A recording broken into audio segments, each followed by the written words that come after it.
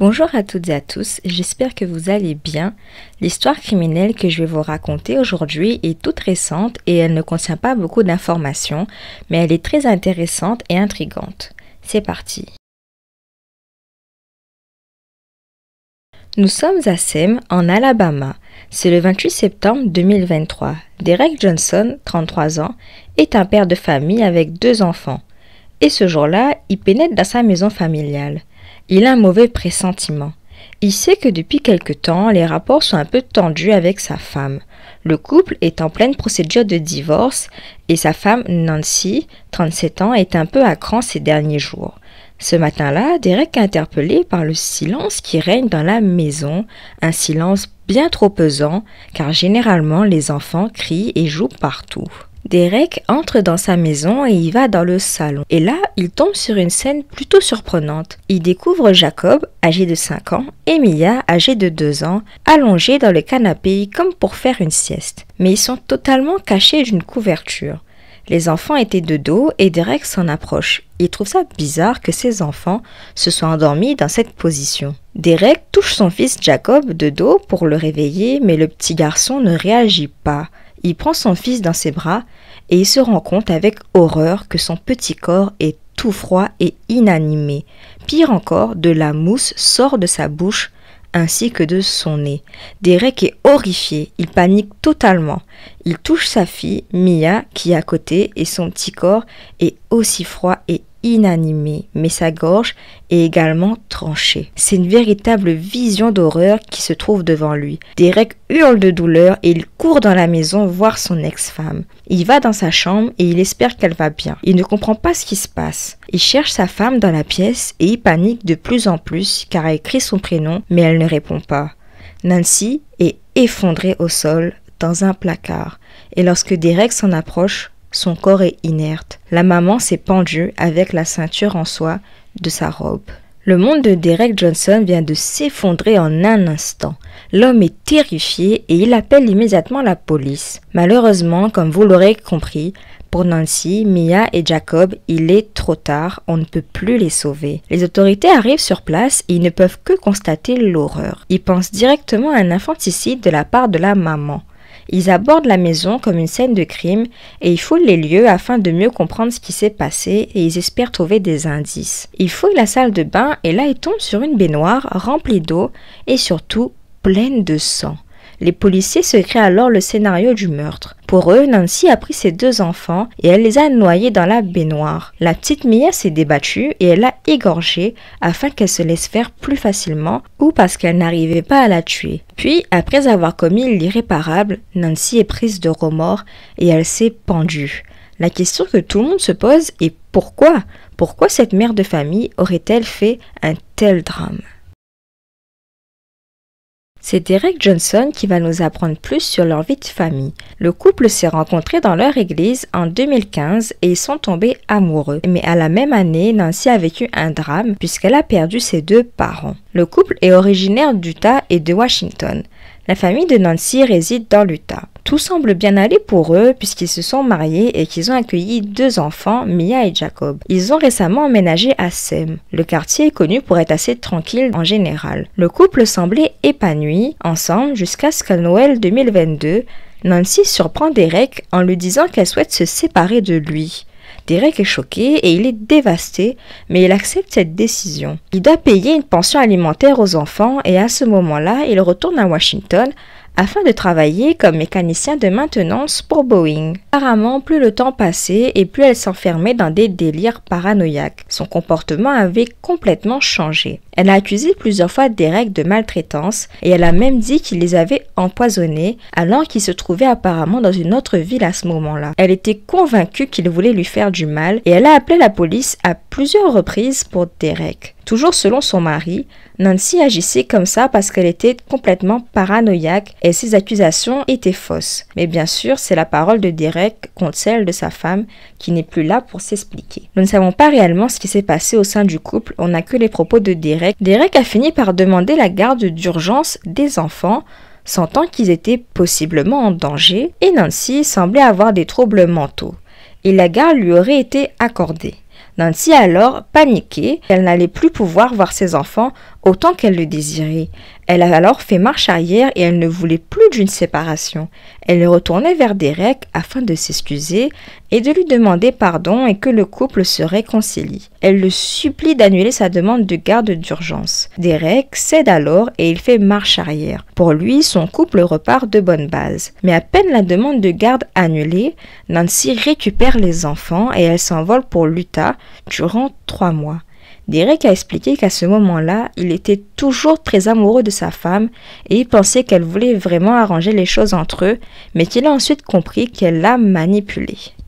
Derek a fini par voir ses enfants occasionnellement et les conflits ont repris au sein du couple. Il passe devant le tribunal de l'Alabama le 20 septembre 2023. Derek espère les avoir ou au moins trouver une entente. Le tribunal a fixé un système de garde partagé assez original puisque les enfants ont été placés sous surveillance protectrice sous la direction du département des ressources humaines de l'Alabama. Et en fait, comme Derek possède un camping-car, il a emménagé dans le jardin afin que les 2 parents puissent faire un roulement. Quand un parent dormait dans le camping-car, l'autre était dans la maison avec les enfants et cela se faisait 1 semaine sur 2. La sentence de garde partagée n'a pas du tout plu à Nancy. Selon Derek, sa femme a été contrariée de cette nouvelle et elle a pris la décision d'assassiner ses enfants à ce moment-là. Derek a dit à ce propos, elle ne voulait pas que j'ai les enfants. Les enfants étaient les siens et si elle devait les partager, elle les emmènerait avec elle. Nancy a contracté le Covid et elle a ensuite traversé une phase très difficile. Elle était perdue et en parallèle, son couple était très fragile. Et selon son ex-mari, elle a perdu le contact avec la réalité. Il a déclaré à ce propos les mots suivants. Nancy était prise avec des problèmes mentaux et elle traversait une crise d'identité depuis la pandémie. Selon un rapport du département des ressources humaines de l'Alabama, il est indiqué les mots suivants. L'employé du DHR a exprimé des inquiétudes concernant la santé mentale de la plaignante, la mère, et la sécurité des enfants mineurs. L'intervenante de la DRH a informé le défendeur, le père, qui ne pensait pas qu'il était sécuritaire pour les enfants mineurs de rester sous la garde de la demanderesse, la mère. Derek, qui surnommait son épouse « mon ange », se dit dévasté par la nouvelle. Il a dit les mots suivants. « Je suis mort à l'intérieur, je me sens perdu, je n'ai rien, absolument rien, et je ne sais pas comment je vais m'en remettre. » Il est complètement anéanti par la mort de ses enfants. Il a dit à propos d'eux, « J'avais tellement de projets pour mes enfants. On m'a enlevé le but de ma vie. J'aimais tellement Mia, Jacob et Nancy. » Il faut savoir qu'un GoFundMe a été créé par la sœur de Derek, qui s'appelle Kendra Bundock, et que Derek a laissé plusieurs notes où il nous apprend plus sur sa famille. Parmi ces notes, il a déclaré à propos de leur conflit de couple les mots suivants. Nancy a laissé l'enseignement et les rumeurs du monde la consumer.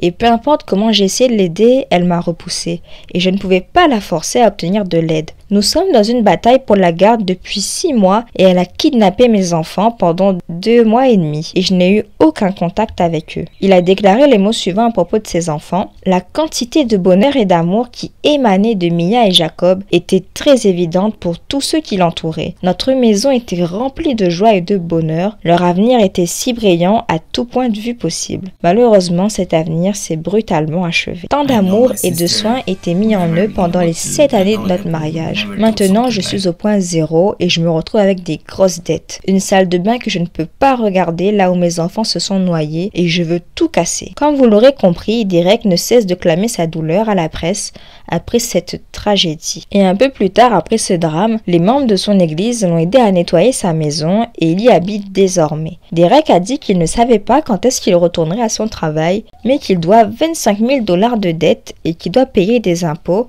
fonciers de 1 800 $. Et lorsque la communauté de Sem a appris ce drame, elle a été profondément bouleversée et choquée, et pour eux, ce fut l'incompréhension la plus totale. Elle a aussi apporté son soutien à Derek, et les amis, les voisins et les habitants ont pleuré la perte de Mia et de Jacob. Les corps ont été autopsiés afin de confirmer les conclusions des policiers, et oui, les enfants ont bel et bien été noyés et sont morts de cet acte horrible. Mia a bien été coupée avec un couteau à la gorge. Mais nous n'avons pas d'informations sur l'autopsie de Nancy et nous ne pouvons pas savoir si elle était vraiment morte suite à la pendaison ou si on a masqué sa mort. La police a été très bouleversée face à cette scène de crime et le chef de la police de Sem, Todd Friend, a déclaré que ce n'était pas une scène d'homicide typique et que c'était plus brutal que ce qu'il voyait habituellement. Pour l'instant, ils n'ont pas de soupçons sur Derek et ils sont convaincus du scénario que Nancy a noyé ses enfants puis qu'elle s'est donné la mort. Une enquête est alors ouverte. Ils ont déclaré que Derek était très coopératif et qu'à ce stade, ils ne peuvent pas déclarer si Nancy a été assassinée ou si elle s'est donné la mort. Derek maintient que Mia s'est débattue et c'est pour cela qu'elle a été égorgée. Il n'y a pas de traces de balles sur les lieux et les causes du décès de Nancy n'ont pas encore été établies. Alors que Derek dépeint sa femme comme fragile et paranoïaque, des éléments viennent salir son image de mari éploré.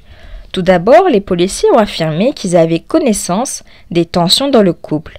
La police locale a reçu de nombreux appels du couple pour violences domestiques. Le chef de la police a déclaré les mots suivants. « Nous sommes venus ici de nombreuses fois pour des violences domestiques et Nancy a appelé à plusieurs reprises pour s'inquiéter du bien-être de ses enfants. Au cours de ces derniers mois, nous avons reçu beaucoup d'appels pour des troubles domestiques allant du harcèlement jusqu'à des agressions physiques. Alors, Derek aurait-il pu être un mari violent en vérité ? C'est ce que nous nous posons comme question. Les policiers nous apprennent également que Nancy avait fait une demande d'ordonnance d'éloignement à l'encontre de Derek et que ce dernier, en fin septembre, a été arrêté pour avoir violé cette ordonnance de protection. Derek a été arrêté le 17 septembre 2023 car il s'est introduit de force dans la maison familiale et a causé des dommages.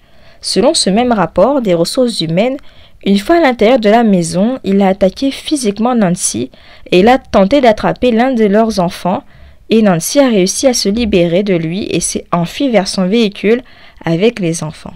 On sait aussi que Derek a été extrêmement bavard après avoir perdu ses enfants et sa femme. Il a toujours discuté avec les médias et a même immédiatement accordé des interviews. Une semaine après les meurtres, il a contacté Law & Crime selon lui pour dire sa vérité. Il a même dit vouloir écrire un livre pour aider ceux qui traversent la même épreuve que lui alors qu'il vient tout juste de perdre sa famille. Il a dit les mots suivants. « Je veux écrire un livre pour aider les autres à identifier, voir les dangers de la maladie mentale dans les relations. » Et Derek souhaite aussi utiliser l'argent du GoFundMe pour payer ses dettes, faire des aménagements dans sa maison et pour son projet de livre. La famille de Nancy est torturée par la douleur. Après avoir appris la tragédie familiale, elle affirme que Nancy est incapable de faire un tel acte. Son frère a expliqué qu'elle n'aurait jamais tué ses enfants ou elle-même. My sister for many years and she would never do something like that. She loved those kids. Selon lui, Nancy voulait divorcer de Derek car Mia se serait plainte de maltraitance de la part de son père.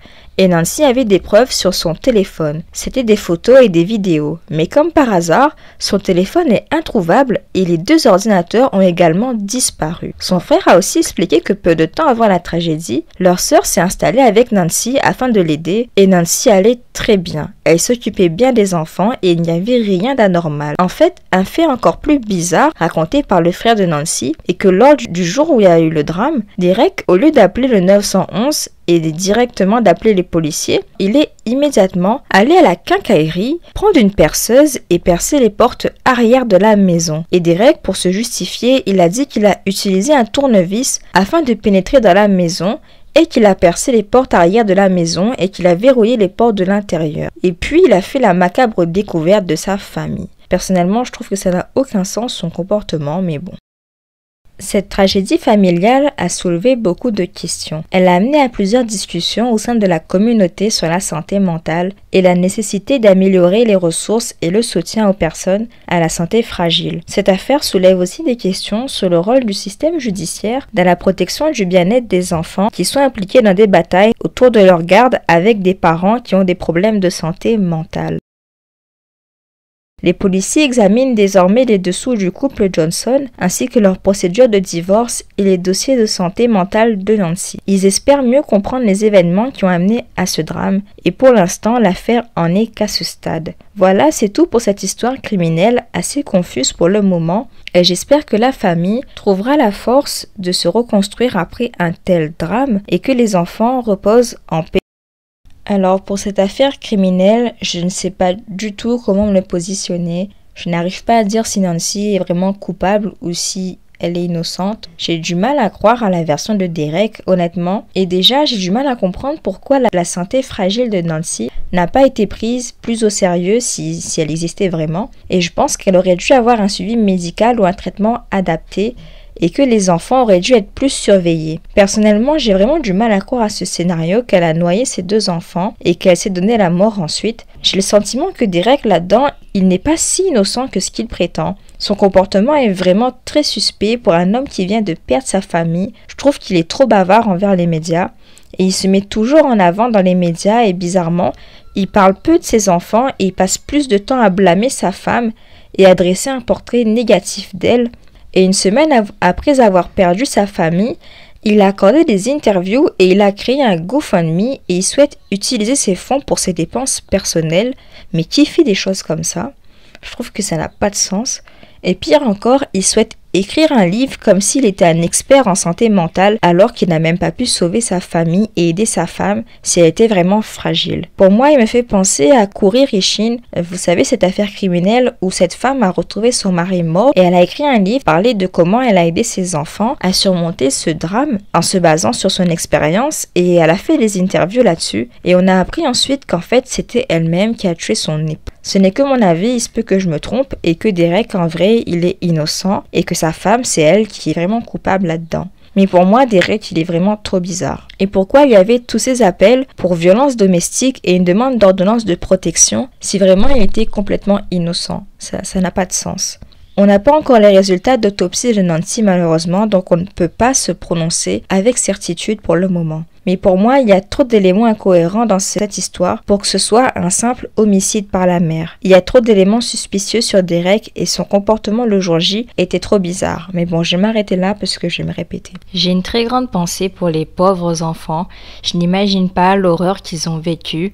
Et surtout, qu'est-ce qui leur est passé par la tête lorsqu'ils ont compris que leurs parents, enfin soit leur mère ou peut-être leur père, a tenté de les tuer. Et franchement, je pense que ce drame aurait pu être évité si la police avait vraiment fait son travail, car ils ont su qu'il y avait des violences domestiques. S'ils ont eu connaissance de ces nombreux appels, c'est qu'il y avait une raison derrière ça. Et je pense que si Nancy a demandé le divorce aussi, si elle a fait tous ces appels, ce n'est pas pour rien.